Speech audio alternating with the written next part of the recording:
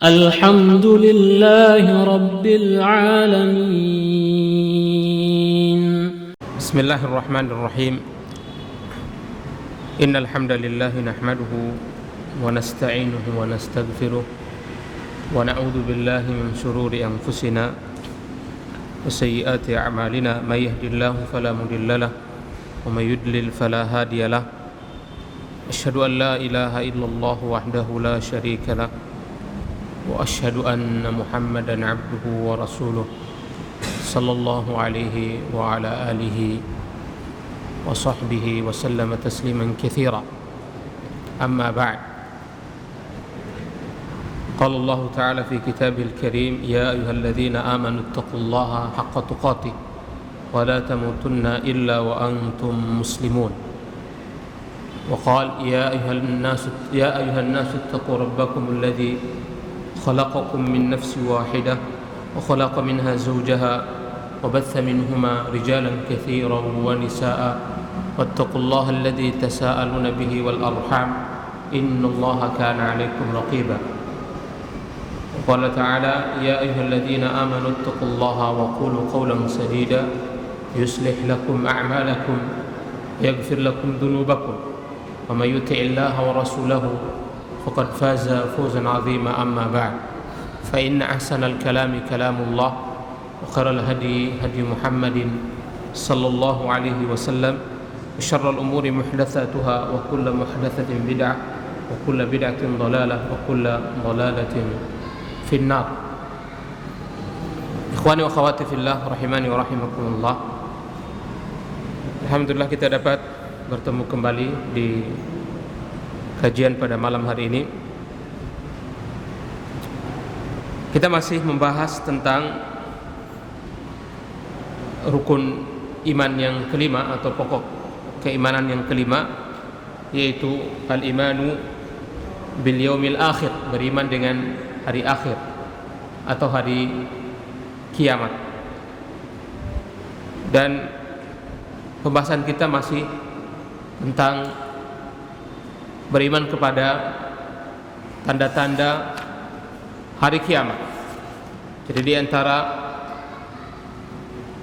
bentuk keimanan kita kepada hari akhir adalah beriman dengan tanda-tandanya, beriman dengan peristiwa-peristiwa yang menjadi tanda datangnya hari kiamat. Di pertemuan sebelumnya kita telah menyebutkan tanda-tanda jenis yang pertama dan yang kedua. Tanda-tanda jenis yang pertama adalah tanda-tanda yang telah terjadi, seperti diutusnya Nabi Muhammad SAW, wafatnya beliau, terbelahnya bulan, terbunuhnya sahabat Utsman ibn Affan radhiyallahu ta'ala an. Kemudian yang kedua adalah tanda-tanda yang sedang terjadi dan terus bertambah. Di antaranya seperti tersebarnya perzinahan, banyaknya orang-orang meminum minuman keras, banyaknya perempuan dan sedikitnya laki-laki. Dan di antaranya juga orang berlomba-lomba dalam bermegah-megah dalam membangun masjid. Banyaknya anak-anak durhaka terhadap kedua orang tuanya. Ini adalah tanda-tanda yang sedang terjadi dan terus bertambah. Sekarang kita masuk tanda-tanda yang ketiga. Min amaratis sa'ati al-alamatu al-'idhamu wal ashratul jisam allati ta'qubuhu as-sa'atu. Di antara tanda-tanda hari kiamat yang ketiga, bagian yang ketiga, yaitu tanda-tanda yang besar, yang mana tanda-tanda ini pada ujungnya nanti adalah tegaknya hari kiamat. Di antara tanda-tanda ini, yang pertama adalah zuhurul mahdi, munculnya Imam Mahdi. Munculnya Imam Mahdi.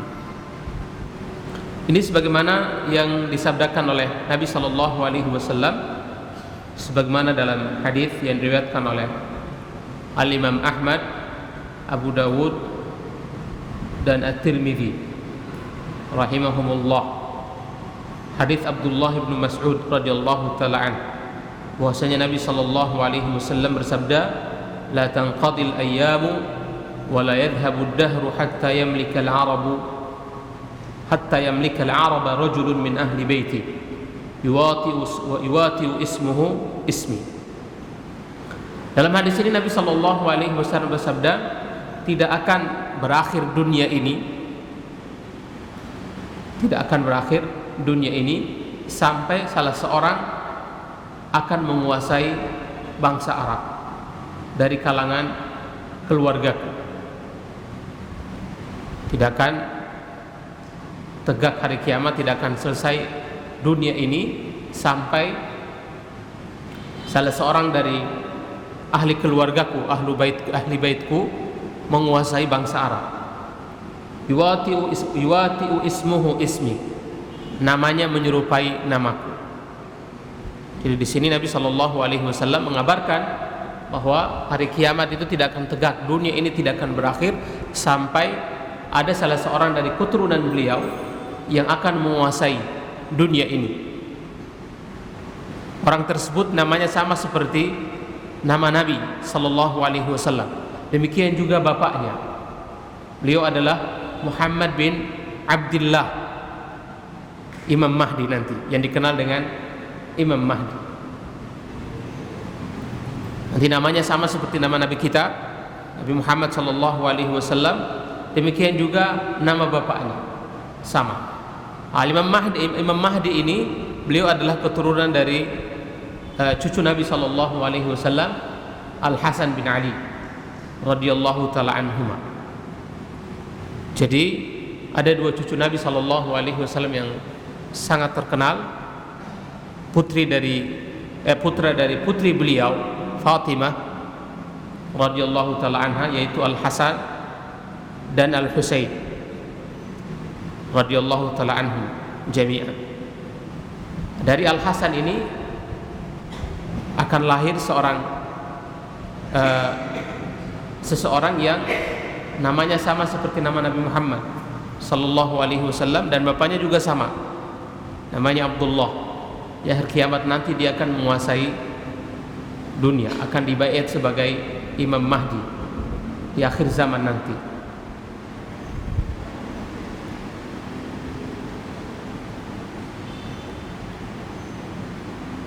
Selain hadis ini juga di sana banyak hadis-hadis yang lain yang menerangkan tentang keluarnya Imam Mahdi ini.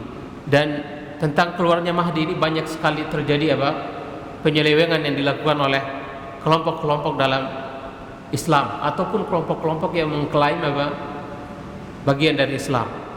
Seperti orang-orang Syiah misalnya. Mereka juga mengklaim adanya Imam Mahdi. Tapi Imam Mahdi yang diakui atau diyakini oleh orang-orang Syiah adalah bukan justru dari keturunan Al Hasan bin Ali, tapi Al Husain bin Ali. Ini menyelisihi akidah Ahlussunnah wal Jamaah, yang mana dalam akidah Ahlussunnah wal Jamaah bahwa Imam Mahdi yang nanti keluar di akhir zaman nanti, dia adalah keturunan dari Al Hasan bin Ali.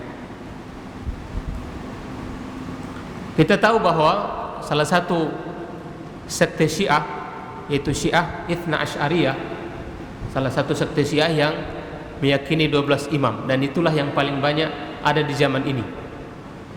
Atau bisa dibilang bahwa Syiah pada zaman ini adalah Syiah yang meyakini akidah Itsna Asy'ariyah atau Syiah 12 imam.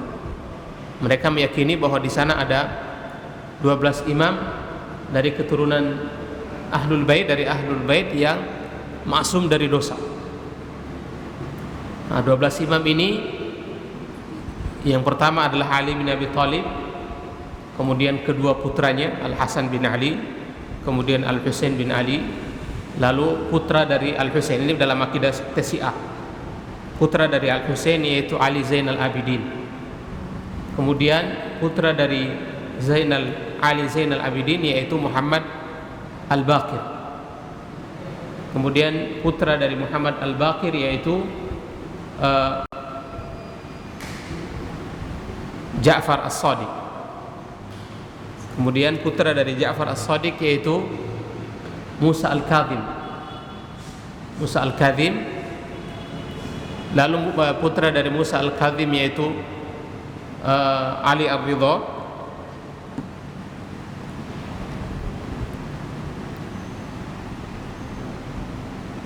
Lalu putra dari Ali Ar-Ridha yaitu Muhammad Al-Jawad. Kemudian putranya lagi Ali Al-Hadi. Lalu putra Ali Al-Hadi itu Al-Hasan Al-Askari, dan terakhir adalah Muhammad Al-Mahdi. Dalam sekte Syiah, dalam akidah Syiah, bahwa Muhammad Al-Mahdi yang menjadi Imam Mahdi ini dia lahir dari atau menjadi keturunan Al-Hasan Al-Askar. Tapi ternyata dalam sejarah, baik itu dalam referensi Ahlus Sunnah maupun banyak di referensi Syiah sendiri, menyatakan bahwa Al-Hasan Al-Askar atau imam ke-11 dari Syiah ini dia wafat dan tidak punya anak. Di antara buktinya bahwa warisannya semuanya diambil oleh saudara kandungnya. Padahal dalam hukum Islam, apabila seseorang memiliki anak, maka saudara kandungnya tidak berhak mengambil harta warisan. Terhalang oleh sang anak. Tapi baik dalam buku sejarah Syiah maupun dari buku-buku Ahlus Sunnah wal Jamaah menyatakan bahwa harta warisan dari Al-Hasan Al-Askar ini justru diambil oleh saudara laki-lakinya. Ini menunjukkan bahwa ini menjadi salah satu bukti bahwa Al-Hasan ini meninggal tidak punya anak. Orang-orang Syiah mengklaim bahwa dia punya anak. Kemudian anak ini sembunyi di sebuah goa yang sampai hari ini belum muncul. Kurang lebih sekitar tahun 200 Imam Mahdinya orang Syiah ini, mereka mengklaim bahwa dia lahir pada tahun 255. Kemudian setelah umurnya 5 tahun, dia sembunyi di gua selama 76 tahun. Selama 76 tahun ini orang-orang Syiah, karena orang Syiah mereka berkeyakinan bahwasanya segala urusan dalam agama dan dunia ini semuanya harus kembali kepada imam yang maksum, imam yang terjaga dari dosa. Itulah dia yang berhak mengatur segala urusan keagamaan dan seterusnya.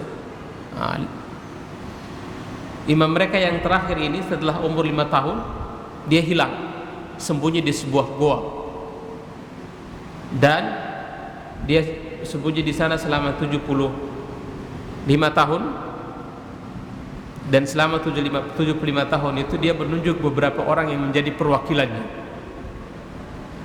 Kemudian setelah itu, setelah 75 tahun, lalu dia menghilang setelah 4 orang yang menjadi penghubung antara dia dengan kaum Syiah atau kaum Syiah dengan imamnya itu. 4 orang tersebut semuanya wafat. Setelah itu dia mengalami masa namanya Ghaibah Al-Kubra. Itu dia menghilang dalam waktu yang lama sampai hari kiamat nanti. Menjelang hari kiamat baru dia muncul. Anehnya, Imam Mahdi yang diyakini oleh orang-orang Syiah ini, ketika dia lahir, dia akan memerangi orang-orang Arab. Memerangi orang-orang Arab, bahkan dia akan mengeluarkan Abu Bakar As-Siddiq dan Umar bin Khattab dari kuburan yang ada di kamarnya Aisyah. Mengeluarkan mereka dari sana, dan banyak sekali hal-hal yang menunjukkan bahwa Imam Mahdi mereka ini justru membenci nenek moyangnya sendiri. Ini keyakinan Mahdi dalam akidah kaum Syiah. Jadi menyelisihi akidah Ahlus Sunnah wal Jamaah. Dalam akidah Ahlus Sunnah wal Jamaah, Imam Mahdi itu dia adalah keturunan dari Al-Hasan bin Ali, bukan Al-Husain bin Ali. Lebih menakjubkan lagi, orang-orang Syiah hanya menghitung atau menganggap imamah itu di keturunan Al-Husain, tidak di Al-Hasan. Di antara rahasianya ternyata bahwa semua atau Ali Hasan Zainal Abidin, imam keempat dari imam Syiah yang keturunan Al-Husain, dia ada ibunya adalah seorang Persia. Ibunya adalah seorang Persia. Karena salah satu istri dari Al-Husain adalah atau yang melahirkan Ali Zainal Abidin adalah seorang wanita dari Persia yang ditawan oleh kaum muslimin ketika peperangan yang terjadi pada zaman itu, penaklukan Persia.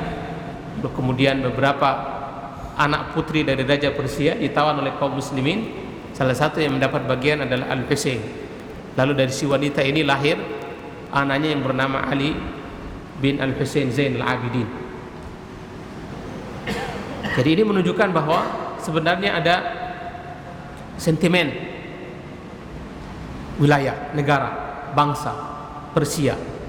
Dan dari dulu di zaman para sahabat Nabi SAW, orang-orang Persia itu sangat benci kepada bangsa Arab yang menaklukkan, menghancurkan negara mereka, memporak-porandakan negara mereka yang pada waktu itu adalah salah satu negara yang paling berkuasa di dunia. Saingannya adalah negara Romawi yang ada di Syam, dan kedua-duanya semuanya berhasil ditaklukkan oleh kaum muslimin.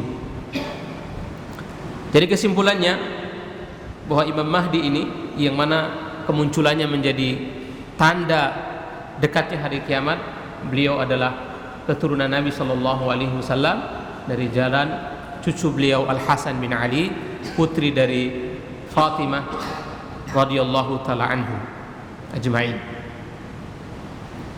Yang mana nama dia, nama Imam Mahdi ini sama seperti nama Nabi SAW, demikian juga nama bapaknya. Beliau akan muncul dan dibaiat menjadi imam pada hari kiamat nanti, dan beliau adalah imam yang paling adil.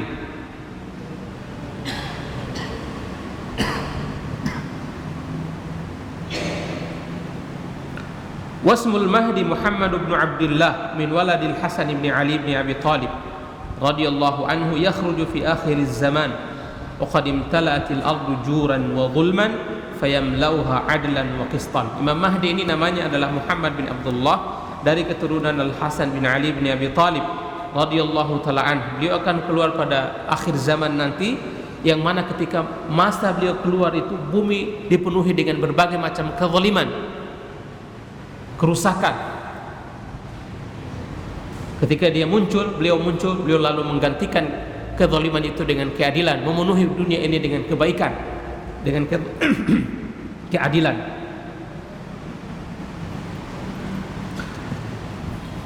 Dan seputar Imam Mahdi, munculnya Imam Mahdi ini manusia terbagi menjadi dua kelompok dalam menyikapi munculnya Imam Mahdi di akhir zaman nanti. Manusia terbagi menjadi dua kelompok. Kelompok yang pertama, man yunkiru khurujal Mahdi, yaitu orang-orang yang menolak atau mengingkari munculnya Imam Mahdi di akhir zaman nanti. Jadi mereka meyakini bahwa di sana tidak ada Imam Mahdi, tidak akan muncul atau tidak muncul di akhir kiamat nanti seseorang yang dikenal dengan Imam Mahdi. Nah, ini biasanya orang-orang anti agama, orang-orang orientalis yang menyandarkan pemikirannya kepada akal, orang-orang ateis, aqlaniyun. Nah, ini mereka menolak atau mengingkari adanya Imam Mahdi. Tidak ada seseorang yang namanya Imam Mahdi. Kelompok yang kedua, man yughali fi amri al-Mahdi min at-tawa'if ad-dallati hatta da'at kullu ta'ifatin li za'imihim anna al-Mahdiyya annahu al-Mahdi al-muntazar. Yang kedua, kelompok yang ekstrim dalam menetapkan adanya Imam Mahdi, yaitu dari kalangan orang-orang yang kelompok-kelompok yang sesat, sampai-sampai masing-masing kelompok mengklaim bahwa tokoh daripada atau pendiri dari kelompok tersebut adalah Imam Mahdi. Makanya banyak sekali Imam Mahdi muncul setelah wafatnya Nabi SAW. setelah selesainya zaman para sahabat sampai pada hari ini, banyak sekali orang-orang mengangkat tokoh-tokoh mereka sebagai Imam Mahdi. Bahkan mereka menuntut untuk dibaiat. Belum paling di zaman modern ini ada pernah muncul di Saudi beberapa puluh tahun silam, sampai-sampai terjadi bencana pembunuhan para jamaah haji di kota Mekah. Ada seorang namanya Juhaiman, dia mengklaim bahwa salah seorang dari kalangan dia ada Imam Mahdi yang bernama Muhammad bin Abdullah Al-Qahtani, dan dia memaksa orang-orang untuk membaiat dia sebagai Imam Mahdi. Siapa yang tidak membaiat akan dibunuh. Lalu terjadi insiden pembunuhan jamaah haji yang terjadi pada waktu itu beberapa tahun silam. Jadi mereka ekstrim dalam menetapkan adanya Imam Mahdi ini, sampai-sampai mereka mengklaim mengangkat tokoh-tokoh mereka sebagai Imam Mahdi. Misalnya seperti tadi kita sebutkan, Rafidhah, orang-orang Syiah zaman sekarang, zaman dulu sampai zaman sekarang, mereka mengklaim bahwa imam mereka yang ke-12 adalah Imam Mahdi, Muhammad Al-Mahdi. Bahkan mereka menggelarinya Muhammad Al-Mahdi, imam ke-12. Dan sudah kita sebutkan bahwa ini adalah klaim dusta, dan terlebih lagi bahwa Imam Mahdi mereka ini adalah tokoh fiktif pada hakikatnya. Al-Hasan bin Al-Hasan Al-Askar yang mereka mengatakan bahwa dia adalah bapaknya, itu wafat dan tidak meninggalkan seorang anak pun. Jadi ini adalah tokoh fiktif yang dibuat oleh orang-orang Syiah.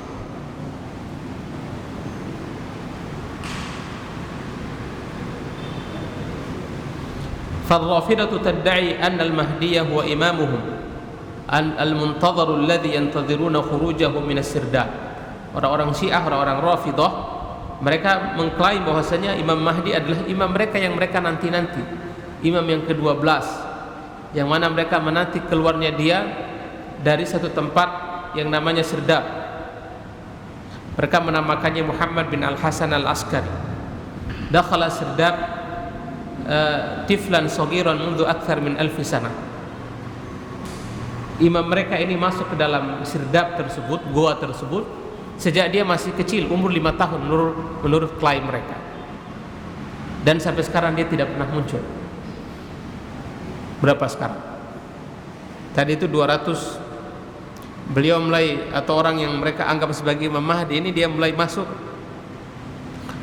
tempat tersebut 260. Sekarang sudah 1440. Berapa itu? 1200 sekian tahun. 12 abad dia sembunyi di gua itu. Dan orang-orang Syiah sampai sekarang menanti keluarnya dia. Bahkan mereka mengatakan bahwa alam semesta ini tidak akan tegak kalau tanpa ada Imam Mahdi. Tapi Imam Mahdi ternyata hilang selama 12 abad lebih. Orang yang seharusnya mengatur dunia ini, mengatur keadilan, memberikan keadilan di dunia ini, tapi justru dia menghilang 12 abad lebih. Jadi ini adalah keanehan dari agama Syiah.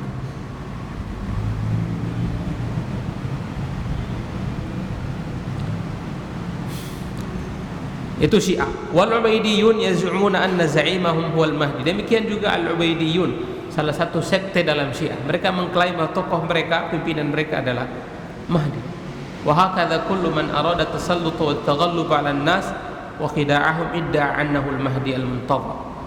Dan setiap orang yang ingin menguasai manusia atau menarik suara mereka agar supaya mengikuti mereka lalu mengklaim, atau tokohnya itu mengklaim bahwa dia adalah Mahdi. Ini kelompok yang kedua. Yang pertengahan adalah akidah Ahlussunnah wal Jamaah, yang mana mereka menetapkan munculnya Imam Mahdi berdasarkan kabar-kabar, berita-berita dari Nabi sallallahu alaihi wasallam, seperti tadi hadis yang disebutkan Nabi sallallahu alaihi wasallam, tanqadi al-ayyamu wa la yadhhabu ad-dahru hatta yamlika al-araba rajulun min ahli baiti yuwatiu ismuhu ismi. Tidak akan berakhir dunia ini sampai salah seorang dari kalangan ahlu baitku menguasai bangsa Arab, namanya sama seperti namaku.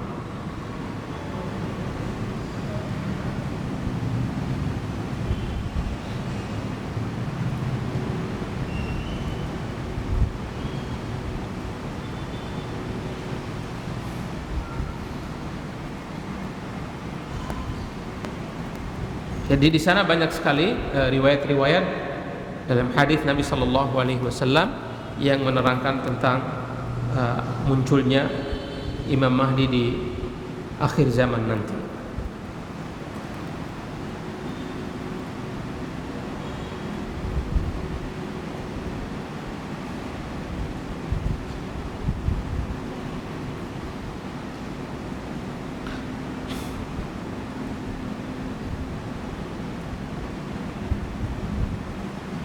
Di antara para ulama yang menerangkan tentang hal ini seperti Al-Imam As-Safarini rahimahullah dalam kitabnya beliau Lawami Al-Anwar. Jadi beliau mengatakan qala ahlul ilmi ya'malu bi sunnati Rasul sallallahu alaihi wasallam la yuqidu na'iman wa yuqatilu ala sunnah la yatruku sunnatan illa aqamaha. Imam Mahdi ini nanti beliau akan menegakkan sunnah. Beliau memerangi manusia untuk menjalankan sunnah. La yatruku sunnatan illa aqamaha. Beliau tidak akan meninggalkan satu sunnah pun kecuali beliau akan tegakkan dia. Wala bid'atan illa rafa'aha, dan tidak ada satu bid'ah kecuali beliau akan menghapusnya. Yaqumu bid-dini akhiruz zamani kama qama bihi an-nabiyyu sallallahu alaihi wasallam awwalahu. Beliau akan menegakkan agama ini di akhir zaman sebagaimana dahulu ditegakkan oleh Nabi sallallahu alaihi wasallam. Yaksiru as-salib wa yaqtulu al-khinzir wa yaruddu ila al-muslimina ulfatahum wa ni'matahum. Dia akan menghancurkan salib, membunuh babi-babi, mengembalikan kaum muslimin kepada agama mereka. Yamla'ul arda qistan wa 'adlan kama mali'at dzulman wa jura. Kama muliat dzulman wa jura. Beliau akan memenuhi bumi ini dengan keadilan sebagaimana sebelum kehadiran beliau dunia ini dipenuhi dengan kezaliman dan kerusakan. Di antaranya juga para ulama yang menyebutkan tentang sifat beliau, mereka mengatakan thumma yakhruju rajulun min ahli baiti Rasulillah sallallahu alaihi wasallam, lalu keluar salah seorang dari kalangan ahlu bait Nabi sallallahu alaihi wasallam, yaitu Mahdi Hasanus Sir. Beliau adalah orang yang memiliki kepribadian yang bagus, benar, yang baik. Yaghzu Madinata Qaisar, dia akan memerangi kota Romawi, kota Qaisar. Wa huwa akhiru amiri min ummati Muhammadin sallallahu alaihi wasallam, dan beliau adalah penguasa terakhir dari umat Muhammad sallallahu alaihi wasallam. Yakhruju fi zamanihi Dajjal, di masa dia akan muncul Dajjal. Wa yanzilu Isa ibnu Maryam, dan juga turunnya Nabi Isa ibnu Maryam. Jadi nanti Imam Mahdi muncul, kemudian akan muncul Dajjal, lalu diikuti dengan Nabi Isa. Nanti akan kita sebutkan. Ini diantara sifat-sifat dari Imam Mahdi. Jadi nama beliau sama seperti nama Nabi Muhammad sallallahu alaihi wasallam, nama bapaknya juga sama. Kemudian beliau adalah keturunan dari Al Hasan bin Ali. Di antaranya juga bahwa beliau menegakkan agama ini dan menghancurkan berbagai macam penyimpangan, kebid'ahan dan seterusnya akan dihancurkan oleh beliau. Beliau akan menghancurkan salib, kemudian membunuh babi-babi, memenuhi bumi ini dengan keadilan dan kebaikan setelah sebelumnya dipenuhi dengan berbagai macam kezaliman, keburukan dan yang lainnya.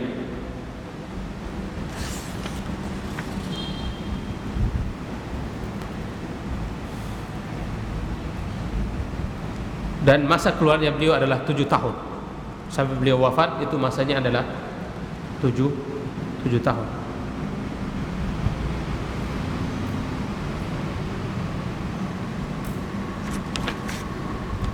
Yang kedua, tanda yang kedua Jadi yang pertama tadi adalah Imam Mahdi. Imam Mahdi muncul, kemudian setelah itu beberapa saat kemudian muncul Dajjal. Muncul, ini beriringan. Al-Masihud Dajjalu wal Fatinu al-Kadzabu Masihud Dhalalah. Na'udzu billahi min fitnatihi. Dajjal ini juga sering kita dengar dengan Al-Masih Ad-Dajjal. Dia adalah Dajjal. Dajjal ini artinya pendusta. Wal Fatinul Kadzdzab, yang membuat fitnah. Masihud Dhalalah. Dan para nabi semuanya telah mengingatkan umat mereka untuk tidaklah seorang nabi pun kecuali dia mengingatkan umatnya dari bahaya daripada Dajjal ini. Dan semua nabi juga telah menjelaskan kepada umat mereka tentang sifat-sifat dari Dajjal ini. Dan Nabi kita Nabi Muhammad SAW juga orang yang nabi yang banyak mengingatkan umatnya dari bahaya Dajjal ini. Beliau menyebutkan sifat-sifatnya, tanda-tandanya, sehingga jelas. Semua tanda-tandanya dijelaskan oleh Nabi Sallallahu Alaihi Wasallam secara rinci, agar supaya kita ketika munculnya masa tersebut umat beliau mengetahui siapa Dajjal tersebut. Wa fi sahih Muslimin an Anas radhiyallahu anhu marfu'an, yattabi'u ad-dajjal min yahudi Asbahan 70,000 alaihim at-tayalisah. Dalam hadis yang diriwayatkan oleh Imam Muslim dari sahabat Anas bin Malik radhiyallahu taala anhu, bahwasanya Nabi sallallahu alaihi wasallam mengabarkan bahwasanya Dajjal akan diikuti oleh 70.000 orang Yahudi dari Asbahan, dan beliau akan keluar dari Khurasan, sebagaimana dalam hadis yang diriwayatkan oleh Imam At-Tirmidzi. Khurasan sekarang adalah wilayah yang sebagiannya terdapat di Iran, demikian juga di Afghanistan. Ada beberapa wilayah. Zaman dahulu namanya Khurasan. Ada beberapa pecahan dari negara Rusia seperti Kazakhstan, Uzbekistan, dan yang ada beberapa negara lainnya. Itu dahulu namanya adalah Khurasan. Jadi negeri-negeri kaum muslimin di zaman dahulu ada yang disebut dengan Hijaz. Hijaz adalah Mekah dan Madinah. Kemudian ada yang disebut dengan Yaman, yaitu Yaman pada zaman sekarang. Yaman, Oman, itu semuanya masuk dahulu adalah Yaman. Kemudian negeri Syam masuk di dalamnya sekarang adalah Yordan, kemudian Libanon, Suriah, Palestina. Itu dahulu adalah negeri Syam. Kemudian Biladul Al-Masriq, yaitu Irak, termasuk dalamnya Iran, itu adalah Biladul Masriq. Kemudian Biladul Maghrib, Andalus, Spanyol zaman sekarang. Kemudian Mesir, sekarang Mesir. Afrika, ya Afrika zaman sekarang. Itu adalah beberapa negara kaum muslimin yang ada di zaman itu. Termasuk di dalamnya adalah Khurasan. Dan di Khurasan inilah munculnya banyak ahlul hadis seperti Imam Al-Bukhari, Imam Muslim, Imam Abu Dawud, Imam At-Tirmidzi, Imam An-Nasa'i, Imam Ibnu Majah, dan beberapa imam lainnya. Mereka lahir dari negeri Khurasan.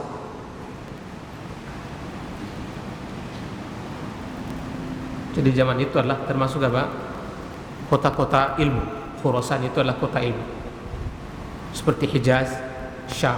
Jadi termasuk kota-kota ilmu di zaman itu. Jadi Dajjal ini dia muncul dari Khurasan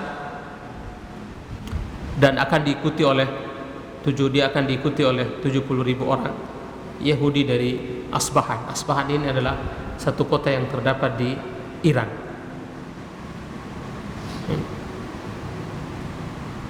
Yahudi yang ada di Iran.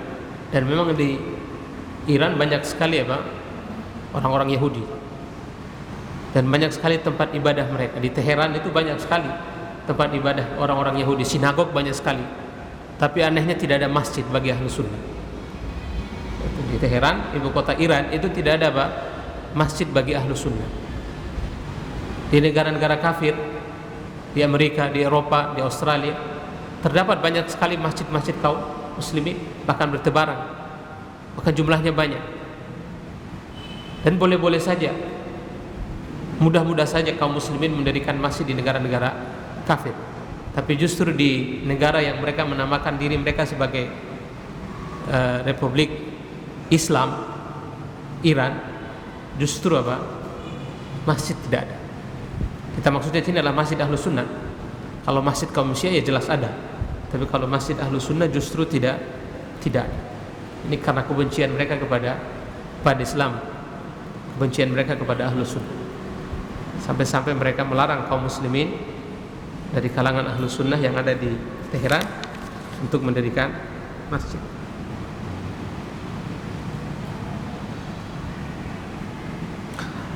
Ad-Dajjal ini diberi gelar dengan Al-Masih Ad-Dajjal, di antara sebabnya karena dia akan melewati bumi ini dengan cepat. Dan disebut Dajjal berasal dari kata Ad-Dajjal awil khalq, yakni sesuatu yang pendusta, seorang yang sangat pendusta. Dajjal itu ala wazni fa'al, yang menunjukkan sangat pendusta.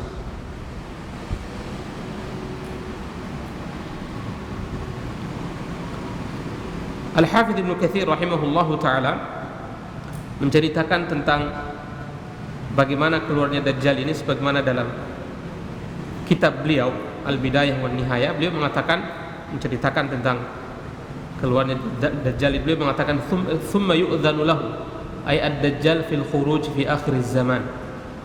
Lalu kemudian diumumkan bahwa Dajjal telah muncul di akhir zaman. Yadhharu awwalan fi suratil Malik minal mulukil jabbar. Pertama kali dia muncul sebagai seorang raja yang bengis. Thumma yadda'i nubuwah. Kemudian setelah itu dia mengklaim bahwa dia adalah seorang nabi. Jadi pertama kali dia muncul sebagai seorang menunjukkan dirinya, menampakkan dirinya, mengaku dirinya sebagai seorang penguasa yang bengis. Thumma yadda'i nubuwata. Lalu kemudian dia mengklaim bahwa dia adalah seorang nabi. Thumma yadda'i rububiyyata. Lalu kemudian dia mengklaim bahwa dia adalah seorang Rabb yang bisa menciptakan, bisa menurunkan hujan, bisa mematikan, dan seterusnya. Fayattabi'u dzalikal jahalatu min bani Adam. Sehingga kemudian dia diikuti oleh orang-orang bodoh dari manusia. Mengaku nabi, setelah itu mengaku Rabb, Tuhan, bisa menurunkan hujan. Dia lewat satu negeri, dia katakan negeri itu mati semuanya, mati semua. Tanamannya mati semuanya, kering kerontang. Kalau dia mengatakan turun hujan, tumbuh dan seterusnya. Jadi Allah Subhanahu wa taala benar-benar menguji umat manusia ketika itu. Sehingga kemudian dia diikuti oleh orang-orang bodoh dari kalangan manusia.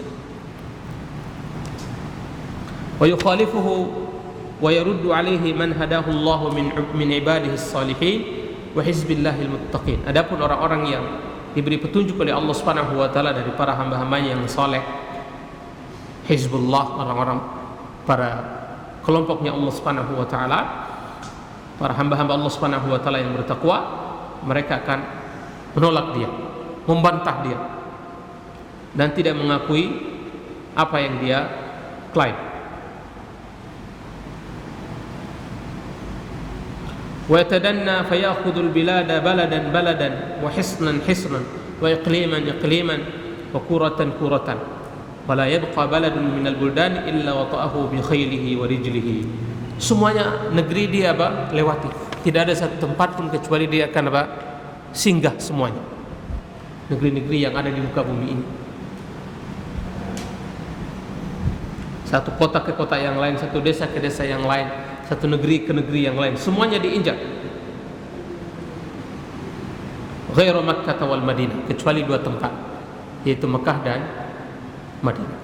Kedua tempat inilah yang tidak bisa dimasuki oleh Dajjal. Wa muddatu maqamihi fil ardi 40 yawman. Dia hanya tinggal di dunia 40 hari. Tapi dia bisa mengelilingi semua dunia. Karena satu hari yang pertama seperti apa? 1 tahun. Hari yang kedua seperti 1 bulan. Kemudian hari yang ketiga seperti satu pekan. Hari yang keempat seperti hari-hari pada biasanya. Jadi 40 hari, tapi hari yang pertama seperti berapa? 1 tahun. Hari yang kedua seperti 1 bulan. Hari yang ketiga seperti 1 pekan. Hari yang keempat seperti hari-hari pada biasanya. Sehingga dia memasuki semua yang ada di muka bumi ini. Tidak ada satu kota pun kecuali dimasuki oleh Dajjal. Dan dia memfitnah manusia, membuat manusia terfitnah, sehingga banyak di kalangan orang-orang awam, orang-orang yang tidak berilmu, orang-orang yang tidak punya agama mengikuti dia, menganggap dia sebagai Tuhan.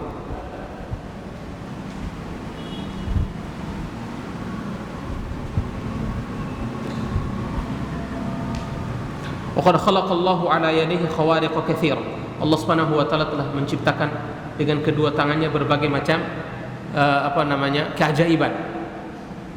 Yang di luar kemampuan manusia. Yudillu biha man yasha'u min khalqi, yang tujuannya Allah Subhanahu wa taala ingin menyesatkan siapa yang dia kehendaki dari para hambanya.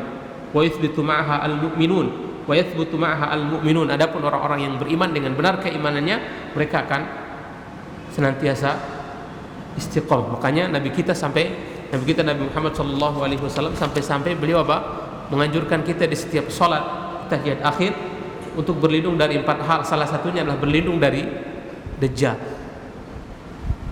Di akhir setiap salat, sebelum kita salam setelah tahiyat, Nabi sallallahu alaihi wasallam menganjurkan kita untuk berlindung dari 4 perkara. Allahumma inni a'udzubika min adzabi jahannam wa min adzabil qabri wa min adzabin nar wa a'udzubika min fitnatid dajjal. Allah Subhanahu wa taala Nabi sallallahu alaihi wasallam menganjurkan kita untuk berlindung dari fitnah kehidupan, fitnah kematian, fitnah kubur, azab kubur, kemudian fitnah hari kiamat, demikian juga fitnah dari Dajjal. Berlindung dari azab neraka dan juga dari fitnah Dajjal. Jadi setiap salat kita dianjurkan untuk berlindung kepada Allah Subhanahu wa taala dari Dajjal ini. Di antaranya juga Nabi sallallahu alaihi wasallam menganjurkan kita untuk menghafal 10 ayat yang terdapat di awal surat Al-Kahfi atau di akhir surat Al-Kahfi. Karena itu akan melindungi kita dari fitnah dari Dajjal itu. Fazdaduna biha imanan ma'a imanihim. Jadi justru dengan adanya Dajjal itu semakin memperkuat keimanan orang-orang yang beriman. Mereka semakin yakin akan rububiyahnya Allah Subhanahu wa taala. Wa hudan ila hudahu wa yakunu nuzul Isa bin Maryam alaihi salatu wassalam Masih al-Mahdi fi ayyamil Masih ad-Dajjal Masih ad-Dhalal. Dan Imam Isa ibnu Maryam alaihi salam dia akan turun di masa ketika turunnya Dajjal.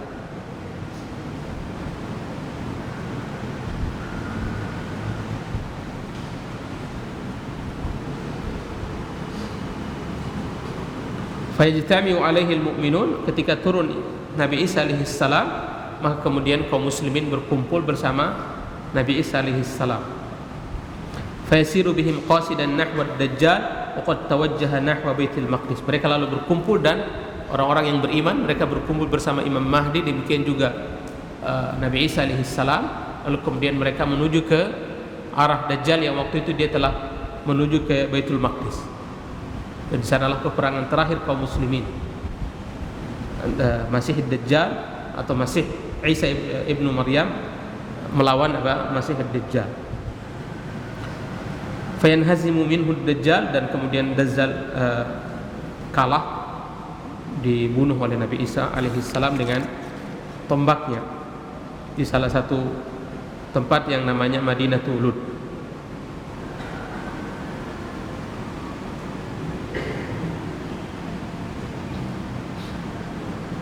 Ini yang diceritakan oleh Al-Imam Al-Hafidh Ibnu Katsir rahimahullahu ta'ala dalam kitabnya Al-Bidayah wan Nihayah. Jadi Dajjal ini adalah fitnah terbesar di akhir zaman nanti. Dia muncul dan memfitnah umat manusia.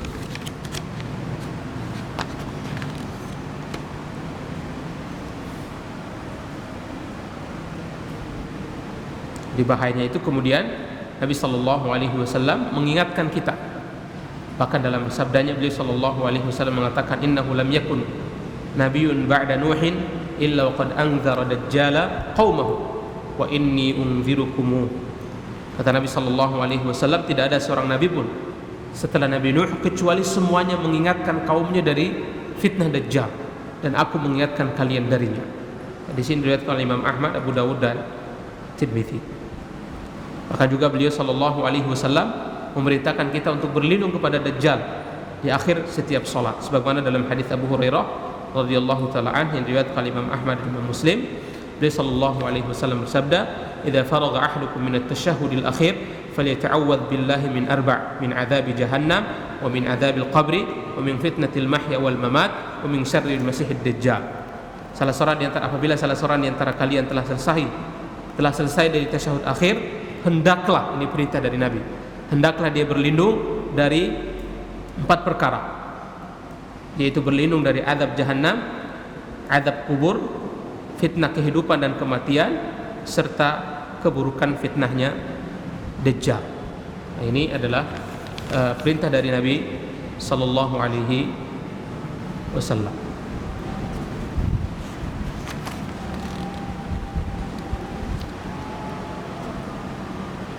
Mungkin itu yang bisa kita kaji pada malam hari ini. Insyaallah kita lanjutkan pada pekan yang akan datang. Wallahu taala alam bisawab. Sallallahu wasallam ala nabiyina Muhammadin wa ala alihi wa sahbihi ajma'in.